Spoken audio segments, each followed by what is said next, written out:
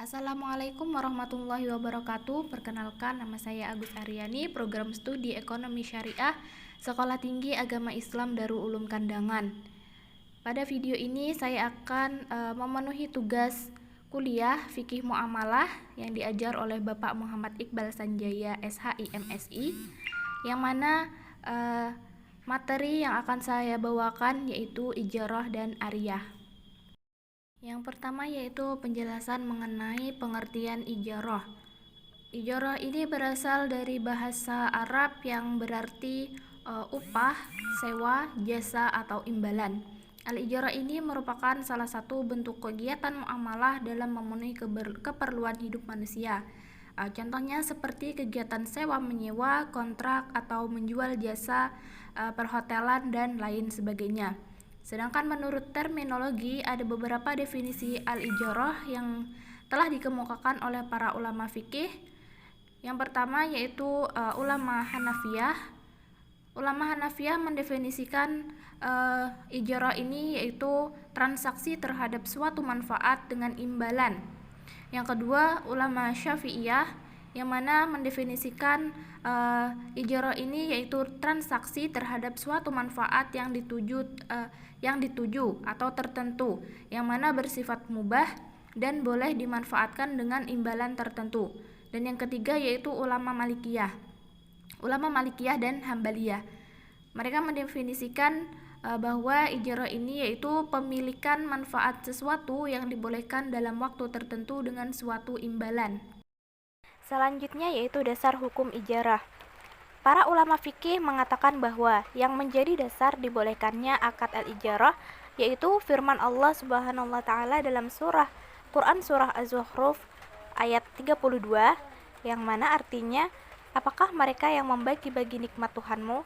Kamilah yang menentukan penghidupan mereka dalam kehidupan dunia, dan kami telah meninggikan sebagian mereka atas sebagian yang lain beberapa derajat, agar sebagian mereka dapat memanfaatkan sebagian yang lain. Rahmat Tuhanmu lebih baik dari apa yang mereka kumpulkan.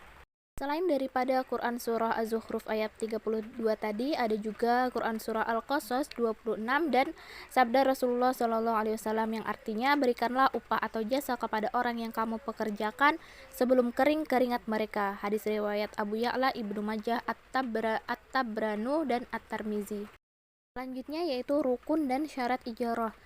Menurut ulama Hanafiyah, rukun al-ijarah itu hanya satu, yaitu ijab atau ungkapan menyewakan, dan kabul, yaitu persetujuan terhadap sewa menyewa. Namun, jumhur ulama mengatakan bahwa rukun ijarah itu ada 4, yaitu orang yang berakad, sewa atau imbalan, manfaat, dan sigot. Ulama Hanafiyah menyatakan bahwa orang yang berakad, sewa atau imbalan, dan manfaat termasuk syarat-syarat al-ijarah dan bukan termasuk rukun. Adapun syarat-syarat ijarah yaitu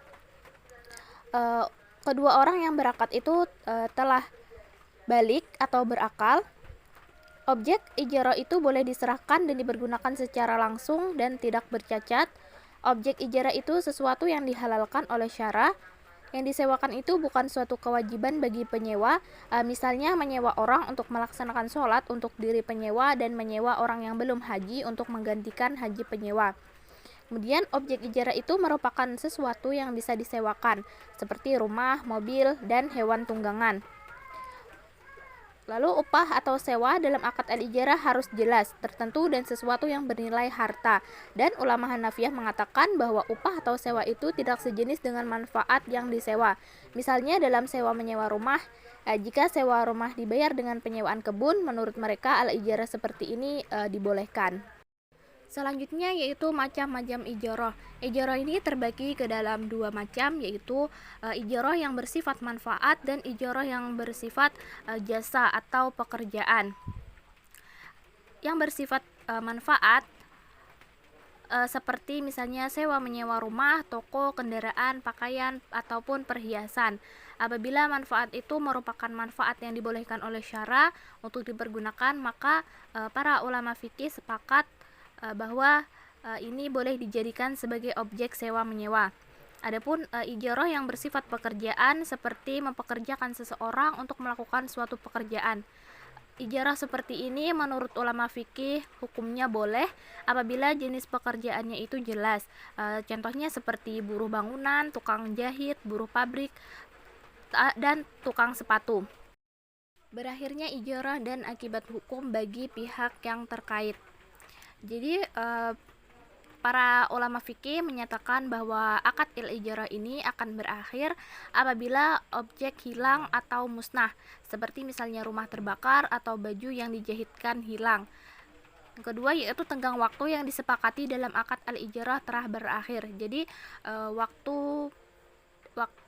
yang telah disepakati oleh kedua belah pihak itu telah berakhir. Dan yang ketiga, menurut ulama Hanafiyah, wafatnya salah seorang yang berakad karena akad al-ijarah menurut mereka tidak boleh diwariskan. Sedangkan menurut jumhur ulama, akad ijarah ini tidak batal dengan wafat salah seorang yang berakad karena manfaat. Menurut mereka boleh diwariskan dan ijarahnya sama dengan jual beli yang mana mengikat kedua belah pihak yang berakad.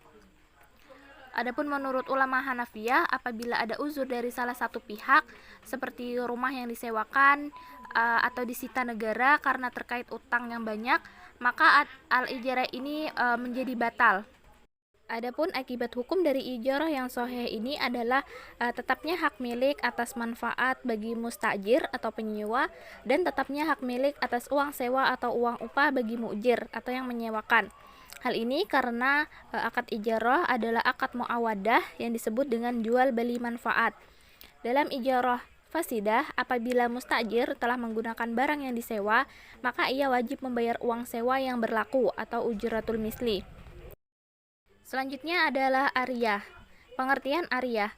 Ariyah ini berasal dari kata i'arah yang berarti meminjamkan. Menurut istilah ilmu fikih, para ulama mendefinisikan ariyah ini dengan dua definisi yang berbeda. Ulama Hanafiyah dan Maliki mendefinisikan ariyah ini sebagai yaitu menyerahkan kepemilikan manfaat suatu benda dalam waktu tertentu tanpa imbalan. Sedangkan ulama Syafi'iyah, Hambaliyah dan Zahiriyah mendefinisikan ariyah sebagai izin menggunakan barang yang halal dimanfaatkan di mana barang tersebut tetap dengan wujudnya tanpa disertai imbalan. Selanjutnya yaitu hukum ariyah. Ariyah atau pinjam meminjam hukumnya bisa berubah tergantung pada kondisi yang menyertainya. Menjadi sunnah jika peminjam merasakan manfaat dari pinjaman tersebut dan tidak menimbulkan mudarat bagi pemilik barang.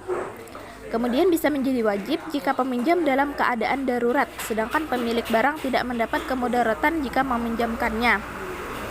Dan pinjam meminjam atau ariyah ini hukumnya bisa menjadi makruh jika berdampak pada hal yang makruh, seperti meminjamkan hamba sahaya untuk bekerja kepada seorang kafir.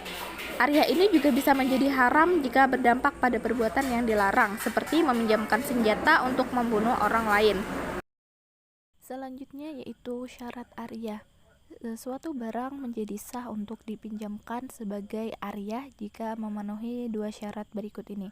Yang pertama yaitu jika barang tersebut bisa diambil manfaatnya tanpa harus memusnahkan atau menghabiskannya, dan tidak sah disebut sebagai ariyah jika dipinjamkan adalah barang yang habis pakai. Contohnya itu seperti makanan, sabun, lilin, dan sebagainya. Dan barang yang habis dipakai itu disebut dengan qad.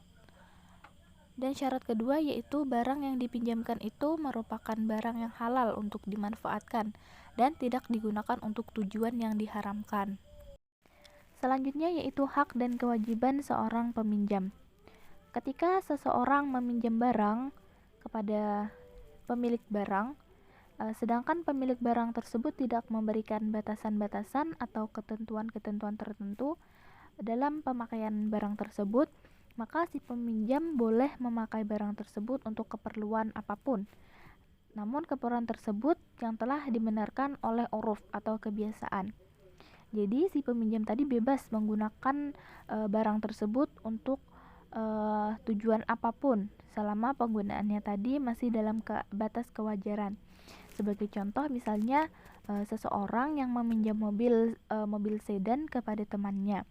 Jadi selama temannya itu tadi tidak memberikan batasan atau ketentuan ataupun syarat-syarat pemakaian, Jadi si peminjam tadi boleh menggunakannya untuk keperluan apapun selama itu tidak keluar dari batas wajar. Misal mobil sedan tadi dipakai untuk jalan-jalan, mengantar teman, dan lain sebagainya. Tetapi ketika si peminjam tadi menggunakan mobil sedan tersebut untuk mengangkut beras ataupun mengangkut hewan kurban, maka hal itu tidak boleh. Karena secara uruf atau kebiasaan tadi hal tersebut sudah keluar dari batas kewajaran. Lain halnya jika si pemilik barang tadi memberikan syarat atau batasan-batasan tertentu dalam pemakaian barangnya, maka si peminjam tadi harus patuh terhadap syarat tersebut. Jika tidak, maka si peminjam tadi dianggap sebagai gosip. Seandainya pemilik mobil tadi memperbolehkan mobilnya dipakai hanya di dalam kota, atau hanya di siang hari, atau selama 2 hari, dan lain sebagainya, maka si peminjam tidak boleh menyelisihi apa yang telah disyaratkan oleh pemilik barang tadi. Selanjutnya yaitu pengembalian barang pinjaman. Ada 2 pendapat dari para ulama mengenai pengembalian barang pinjaman ini. Yang pertama yaitu pendapat dari kalangan Hanafiyah, Syafi'iyah, Hambaliyah, dan Zuhiriyah. Mereka memandang bahwa pemilik barang boleh meminta barangnya dari si peminjam kapanpun dia mau, dengan syarat tidak menimbulkan mudarat bagi si peminjam. Kemudian pendapat kedua yaitu Malikiyah berpendapat bahwa pemilik barang tidak boleh meminta barangnya kecuali setelah jangka waktu yang telah disepakati atau setelah jangka waktu yang sewajarnya, jika tidak ada ketentuan berapa lama batas waktu peminjam dari pemilik barang, atau setelah barang pinjaman tersebut selesai digunakan untuk keperluan peminjam. Malikiyah ini mendasari pendapatnya dengan perintah untuk melaksanakan akad atau perjanjian yang telah disepakati, yang mana tertuang dalam Quran surah Al-Maidah ayat 1 yang berbunyi A'udzubillahi minasyaitonirrajim Bismillahirrahmanirrahim Ya ayyuhalladzina amanu aufu bil uqud, yang artinya wahai orang-orang yang beriman penuhilah janji-janji. Dan yang terakhir yaitu rusaknya barang pinjaman. Di dalam kitab-kitab fikih, para ulama mengaitkan masalah ini ke dalam pembahasan tentang status peminjam dalam kegiatan pinjam-meminjam atau ariyah. Apakah sebagai yad amanah atau yad doman. Adapun yad amanah itu adalah pihak yang berstatus hanya sebagai pemegang amanah dari pihak lain, di mana jika terjadi hal-hal yang tidak diinginkan pada amanah yang dipegangnya, maka dia terlepas dari tanggung jawab untuk mengganti selama hal tersebut tidak disebabkan oleh kecerobohan atau kelalaiannya. Sedangkan yad doman adalah pihak yang berstatus sebagai peminjam terhadap barang milik orang lain, di mana jika terjadi kerusakan atau kehilangan, dia bertanggung jawab atas barang tersebut.